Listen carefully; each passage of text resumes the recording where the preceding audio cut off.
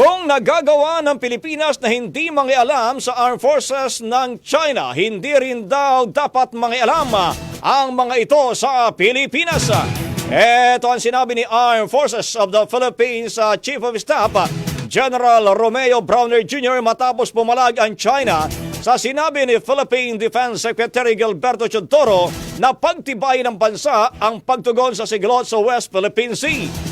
Ang isang naging tugon dito ni Chinese Ministry of National Defense spokesman Zhang Zhaogang, source of trouble and danger ang Pilipinas. Sinabi ngayon ni Browner na hindi dapat mangialam ang China sa hakbang ng bansa. Sa huli, idinin niyang pinalalakas ngayon ng gobyerno ng Philippine Forces upang magkaroon ng credible deterrence para magdalawang isip ang ibang bansa na nais sumakop sa Pilipinas. Ang bahaging ito ay hatid sa atin ng YummyVit ES2 Oral Drops. Simulang tuparin ang pangarap ng iyong anak. And stunting now,